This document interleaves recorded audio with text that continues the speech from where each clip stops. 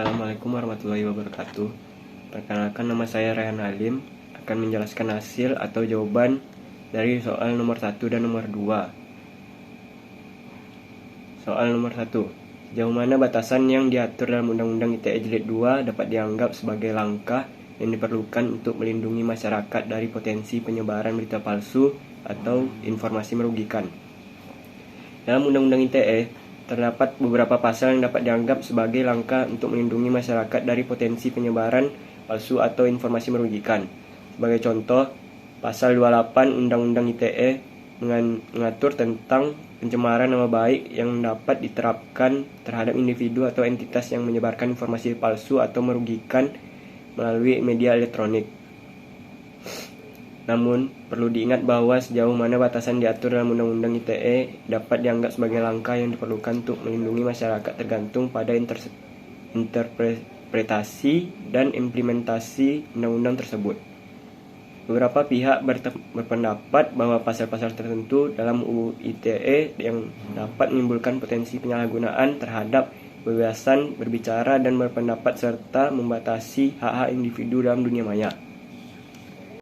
Soal kedua, bagaimana kita dapat menemukan keseimbangan antara perlindungan terhadap kebebasan pendapat secara online dan kebutuhan untuk mengatur konten demi mencegah penyebaran informasi yang dapat menimbulkan konsekuensi negatif.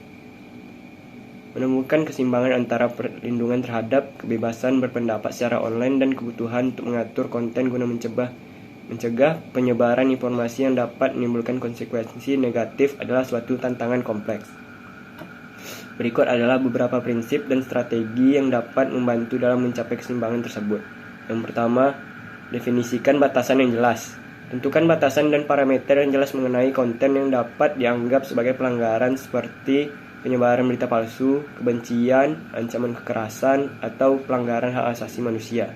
Pengertian yang jelas dapat membantu mencegah penyalahgunaan dan interpretasi yang ambigu. Yang kedua, transparansi dan akuntabilitas. Pastikan bahwa proses pengaturan konten yang dilakukan secara transparan. Pemerintah atau platform online sebaiknya memberikan penjelasan mengenai kebijakan, prosedur, dan kriteria yang mereka gunakan. Selain itu, ada baiknya melibatkan pihak ketiga independen untuk mengawasi dan mengevaluasi tindakan pengaturan konten. Yang ketiga, partisipasi masyarakat. Inklusifkan masyarakat dalam pembuatan kebijakan terkait pengaturan konten. Masyarakat sebaiknya memiliki kesempatan untuk memberikan masukan dan berpartisipasi dalam proses pengambilan putusan. Ini dapat mencakup mekanisme untuk melaporkan konten yang dapat melanggar. Yang keempat, pelindungan privasi. Pastikan bahwa langkah-langkah pengaturan konten yang tidak dapat melanggar privasi individu secara berlebihan. Memperhatikan hak privasi merupakan aspek penting dalam melindungi kebebasan individu. Yang kelima, hak banding dan pemulihan.